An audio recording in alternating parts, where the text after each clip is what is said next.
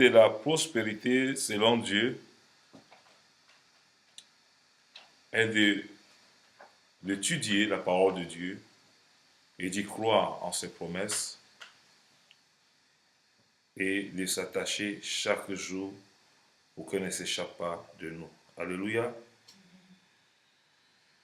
J'ai goûté que le Seigneur est bon et je ne cesse pas de témoigner de sa grandeur.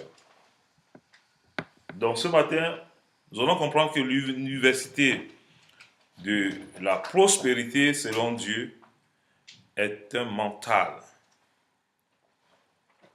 que nous devons développer.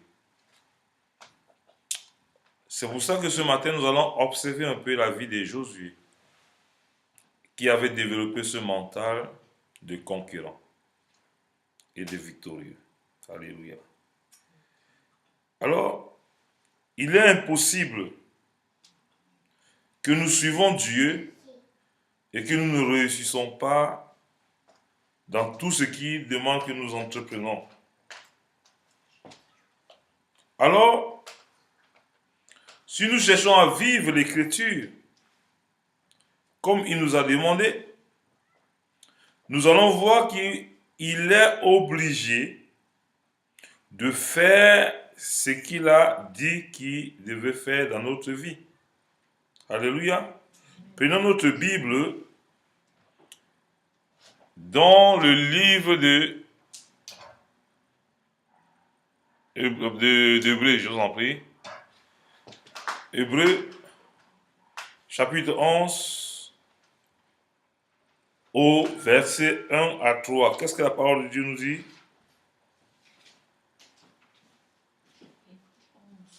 Hébreux 11, verset 1 à 3. Qu'est-ce que la parole de Dieu nous dit? Hébreux 11, chapitre 11, verset 1 à 3, il est écrit: Oui. Or, la foi est une ferme assurance des choses qu'on espère, une démonstration de celles qu'on ne voit pas. Amen. 2.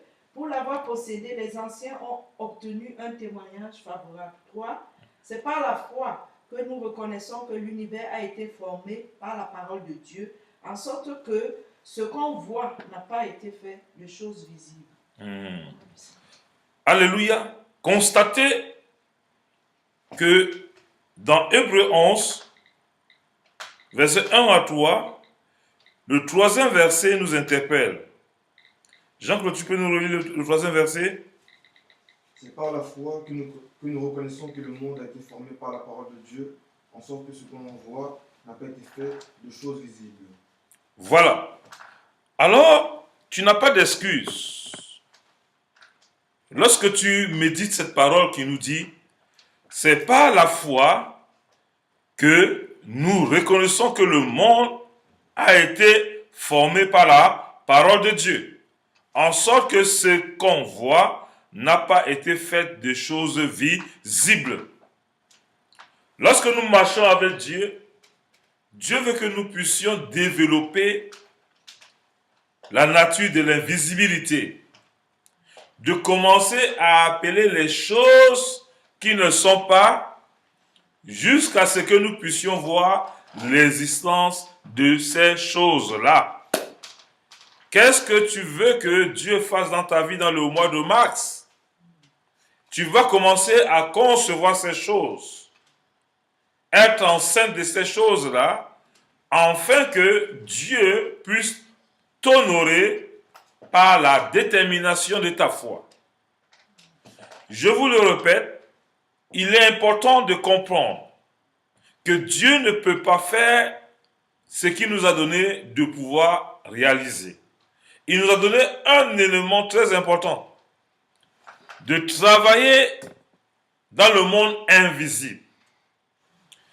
C'est très important de commencer à proclamer les choses qui ne sont pas, et que vous voyez ces choses s'accomplir au temps convenable, au temps marqué que Dieu a choisi de le faire.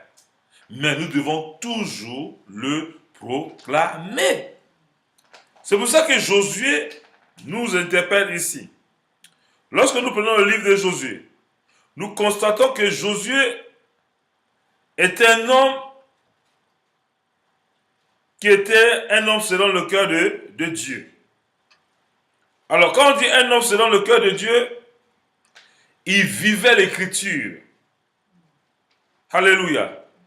Quand il vivait l'écriture, il ne s'est pas laissé embrigader parce que ses yeux voient. Mais il a choisi de proclamer et de vivre la parole de Dieu. Josué chapitre 1, au verset 8. Qu'est-ce que la Bible nous dit, Jean-Claude? Josué chapitre 1, verset 8.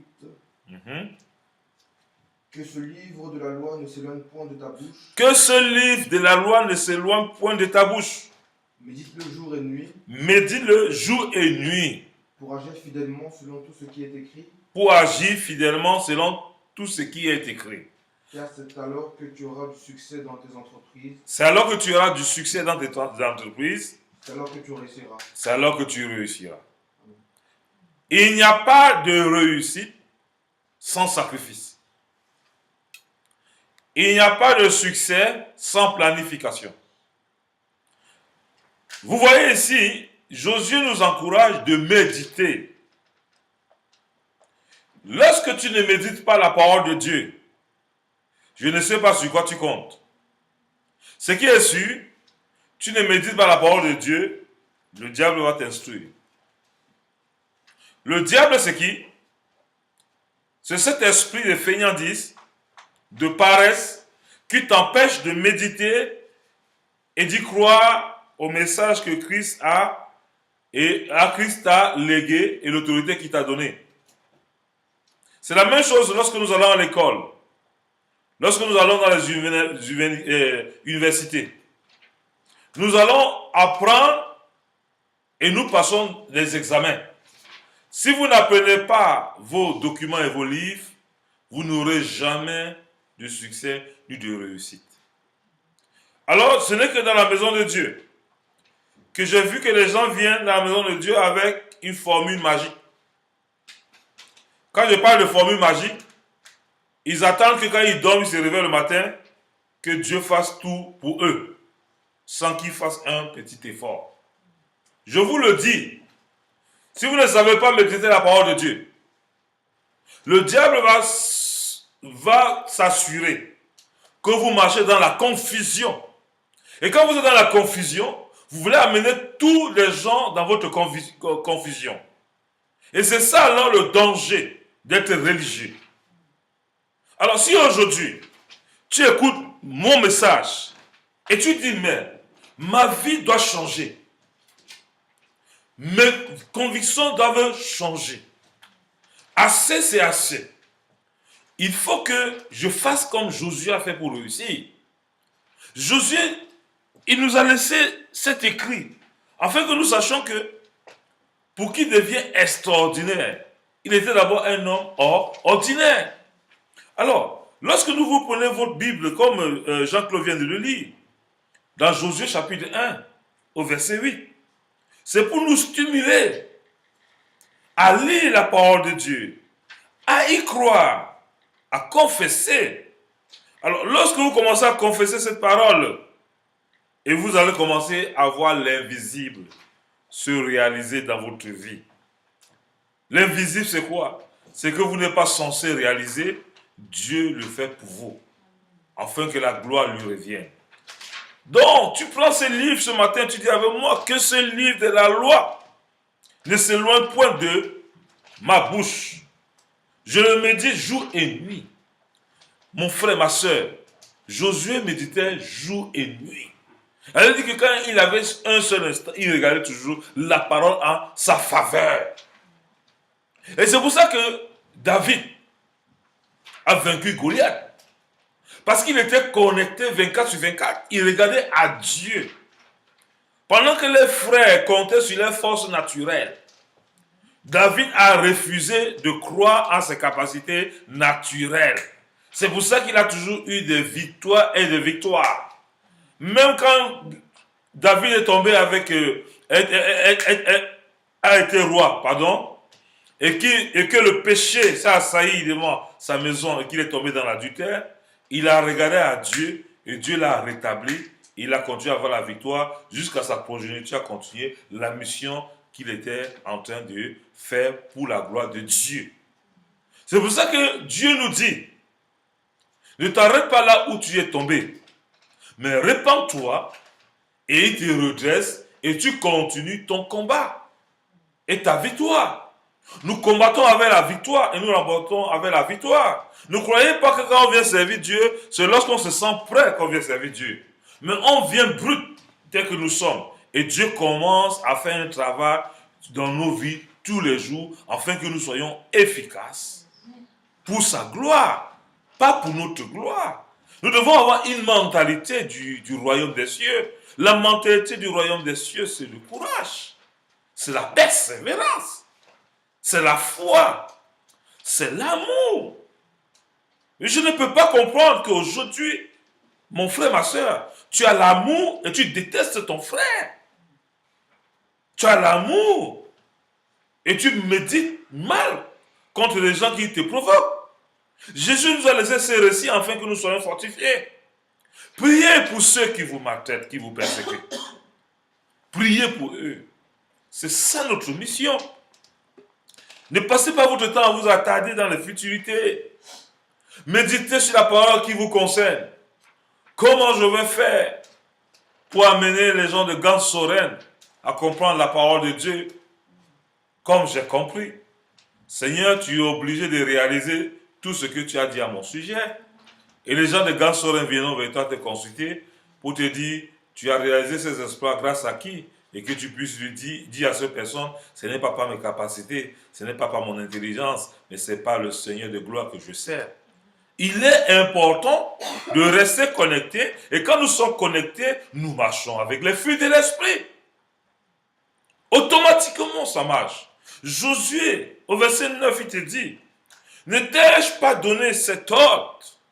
Fortifie-toi et prends courage. Il y a une chose que je vais vous dire. Quand vous marchez dans la foi, vous devez vous fortifier vous-même d'abord. Je suis né pour réussir. Je suis né pour conquérir le territoire de ma bénédiction. Tout lieu où la plante de mon pied foule, ce lieu m'appartient. Tu dois commencer à déclarer la guerre à l'ennemi et lui dire que pendant longtemps, il a confisqué des choses qui t'appartiennent. Ta santé, c'est pour toi. On ne commande pas la santé. Jésus nous dit, bien-aimé, je souhaite que tu prospères à tout égard et sois en bonne santé, qu'on prospère l'état de ton âme. Donc nous devons avoir une attitude de vainqueur et comprendre que nous sommes des vainqueurs. Josué pouvait comprendre cela, c'est pour ça qu'il te dit, fortifie-toi et prends courage. Ne t'effraie point et ne t'épouvante point, car l'Éternel ton Dieu est avec toi.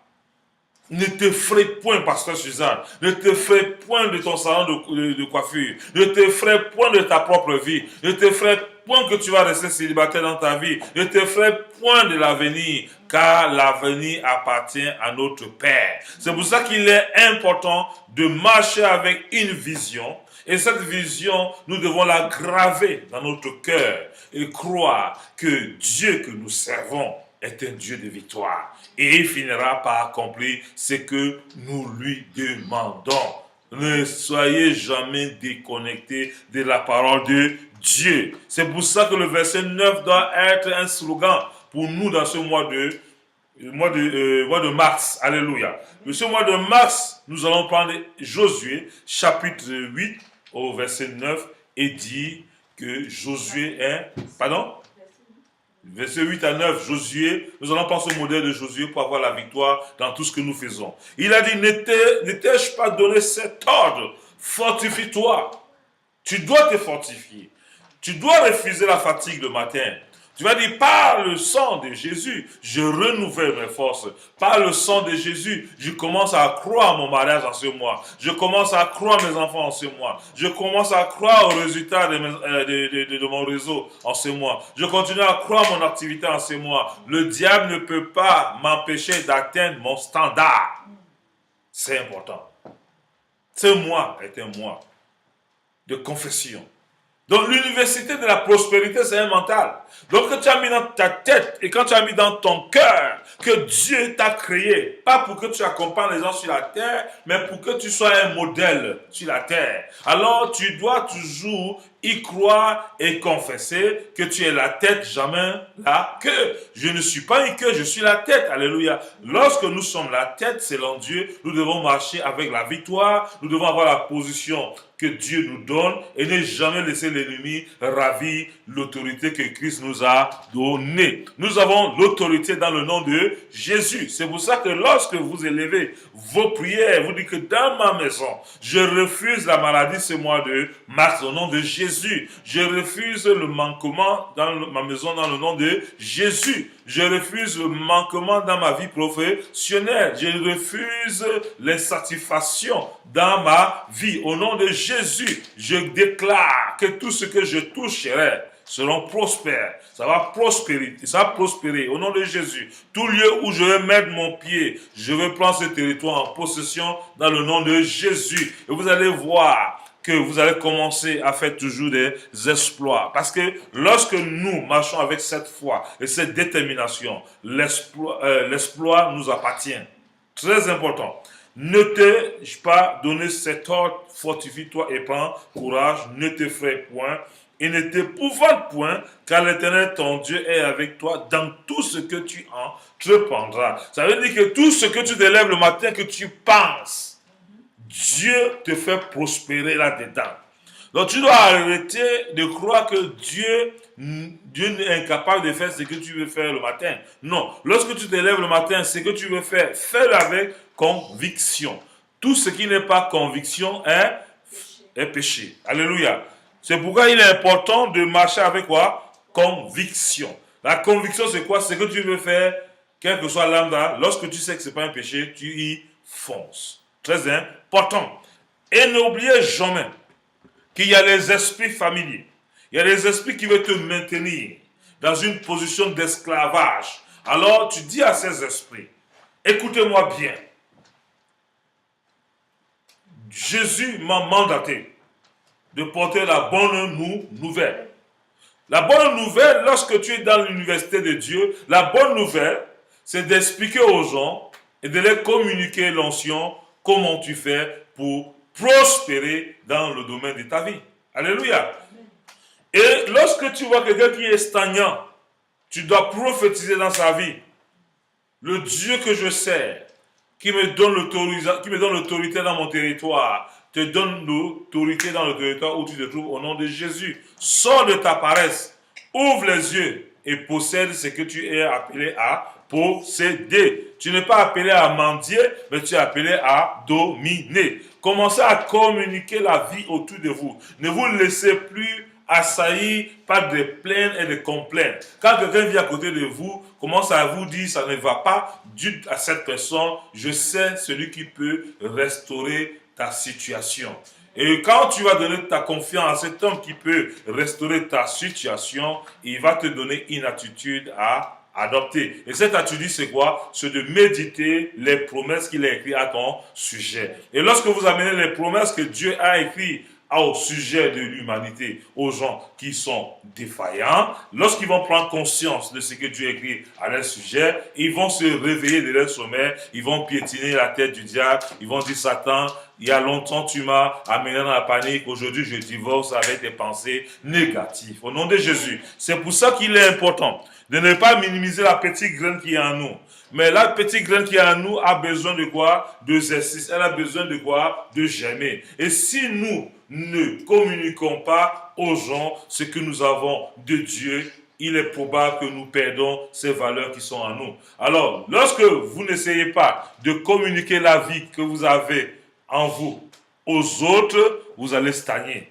Rappelez-vous que dans la chambre haute, lorsque l'infusion du Saint-Esprit est venue, l'infusion du Saint-Esprit est venue pour quel but? Pour équiper les disciples. Et lorsque l'infusion du Saint-Esprit est venue équiper les disciples, on voyait les flammes sur les têtes. Et quand les flammes se sont mises sur les têtes, ils ont été remplis du Saint-Esprit. Et quand ils étaient remplis, le Seigneur les a divisés pour qu'ils aillent partout communiquer ce qu'ils ont reçu dans la chambre haute, qui était l'amour, l'avènement du Christ. Alléluia. Ils sont allés partout le monde entier, ils ont commencé à faire des nations des disciples. Alors nous allons arrêter de garder ce qui est en nous, mais commençons à communiquer autour de nous et faisons de toutes ces personnes des disciples du Christ parce que nous sommes disciples du Christ. C'est très important.